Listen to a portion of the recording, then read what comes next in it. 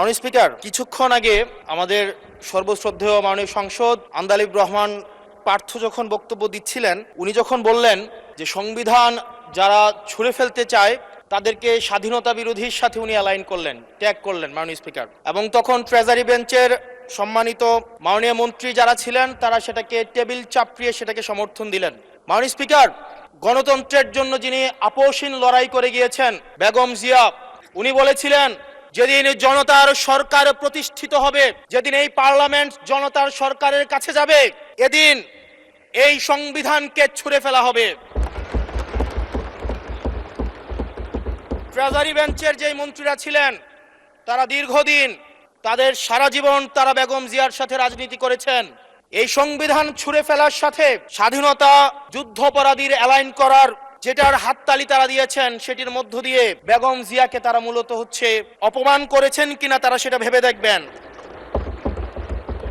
মাননীয় স্পিকার, আমি বক্তব্য দেওয়ার জন্য অনেক কিছু রেডি করে নিয়ে এসেছিলাম। আমরা আইনমন্ত্রী বলেছেন রুশু পড়ার জন্য, তারপরে হবস পড়ার জন্য, মদিনা সনদ পড়ার জন্য পড়েছিলাম, কিন্তু আন্দালিব রহমান পার্থ সাহেব যে বক্তব্য দিয়েছেন, আমরা ক্লাস 8-9-এ যে ডিবেট করতাম সেটি রিভার্টাল দিলে 20 মিনিট সময় লাগবে। মাননীয় স্পিকার, আমি ওনার বক্তব্যের রিভার্টাল দিচ্ছি। উনি বলেছেন যে আমি কোট করছি, উনি বলেছেন 72-এর সংবিধানের কিছু কিছু বিষয়কে ওনারা সম্মান দিয়েছেন, তার মানে কিছু কিছু বিষয়কে ওনারা সম্মান দেয় নাই। তার মানে এই অভ্যুত্থানের পরে এই সংবিধানের কিছু অংশ ওনারা মেনেছেন, কিছু অংশ ওনারা মানেন নাই। ওনারা কেবল ওই অংশটাই মেনেছেন যে অংশটা ওনাদের পক্ষে গিয়েছে,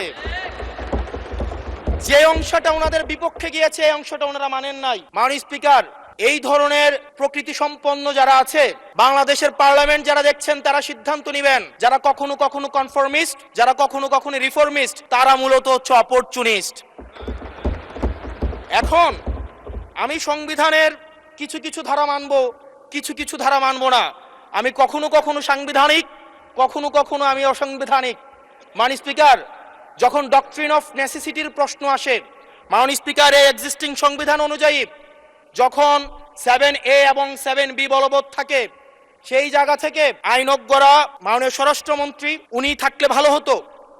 ডক্ট্রিন অফ নেসেসিটি মাননীয় স্পিকার 48-3 অনুযায়ী রাষ্ট্রপতি সুপ্রিম কোর্টের মাধ্যমে এই 106-এর অ্যাডভাইজরি একটা রুল আছে মাননীয় স্পিকার। এই অ্যাডভাইজরি রুলের মাধ্যমে সংবিধানের ফান্ডামেন্টাল কোনো বিষয় কম্প্রোমাইজ করা যায় না। মাননীয় স্পিকার, যদি আমি এই সংবিধান মানি তাহলে এই অন্তর্বর্তীকালীন সরকারের বৈধতা প্রশ্নবিদ্ধ হয়। মাননীয় স্পিকার, যদি এই সংবিধানকে আমি ধারণ করতে চাই, মেনে চলতে চাই, সেদিন 64 বিধি অনুযায়ী অ্যাটর্নি জেনারেল নিয়োগ দেওয়া হয়েছিল 6 আগস্ট।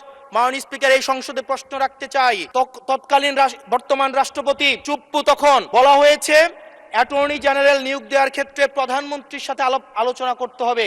সেদিন কোন প্রধানমন্ত্রীর সাথে আলোচনা করা হয়েছিল সেটা আমাদেরকে অ্যাটর্নি জেনারেল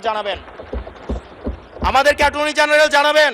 যেই হিয়ারিংটা হয়েছিল এই হিয়ারিং এ উনি উপস্থিত ছিলেন কিনা, তখনকার সময় যিনি প্রধান বিচারপতি ছিলেন ওবায়দুল হক, তিনি তখন কোথায় ছিলেন, সেই রায়ের কপিটা আমরা দেখতে চাই। মাননীয় স্পিকার, আপনি যখন বেগম জিয়াকে 6 আগস্ট সর্বপ্রথম ছাত্র জনতা যখন সিদ্ধান্ত নিয়েছিল আর এক মুহূর্ত বেগম জিয়াকে কারাগারে থাকতে দিবে না, বেগম জিয়াকে রাষ্ট্রপতির আদেশের মধ্য দিয়ে বেগম জিয়াকে সেদিনই কারাগার থেকে যেই জুলুমের মধ্যে রাখা হয়েছিল সেটা থেকে ছাত্র জনতার রায়ের মধ্য দিয়ে সেখান থেকে বের করে আনা হয়েছিল। মাননীয় স্পিকার, যদি এই সংবিধানকে বাইবেল ধরে নেই, এই সংবিধানকে যদি গসপেল ধরে নেই, এই গসপেলের পুরোহিত অনুযায়ী যেভাবে ভ্যাটিকান সিটি চলে সেটা যদি আমরা ধরে নেই, তাহলে মাননীয় স্পিকার সেদিন বেগম জিয়া জেল থেকে বের হতে পারেন না। মাননীয় স্পিকার, সেদিন বেগম জিয়া জেল থেকে বের হয়েছিল অভ্যুত্থানের জনরায়ের ভিত্তিতে। মাননীয় স্পিকার, আপনারা বলছেন আপনারা ঠিক সেই জায়গায় আপনারা সংবিধানকে আপনারা মানছেন যেই জায়গায় সংবিধান থেকে আপনারা বেনিফিটেড হবেন। মাননীয় স্পিকার,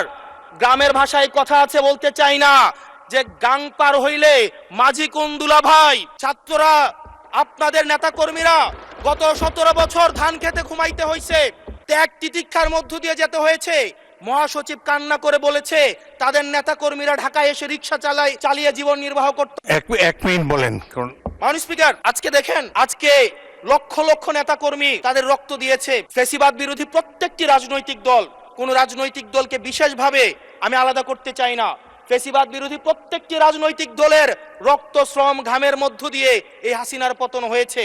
এই হাসিনার পতনের পরে যখন জনরায়, মাননীয় স্পিকার, যখন জনরায় কখনো কেতাবের কাছে মাথা নত করে না। এটা ভ্যাটিকান সিটি নয় যে গসপেল অনুযায়ী হচ্ছে দেশ পরিচালিত হবে।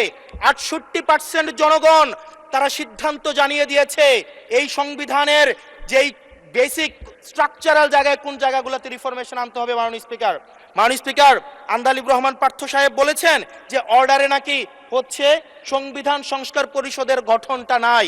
উনি যদি একটু পরিশ্রম করতেন, জাস্ট একটা পাতা উল্টাইতেন, একটা পাতা পরেই বলা হয়েছে সংবিধান সংস্কার পরিষদ গঠন যদি জয়যুক্ত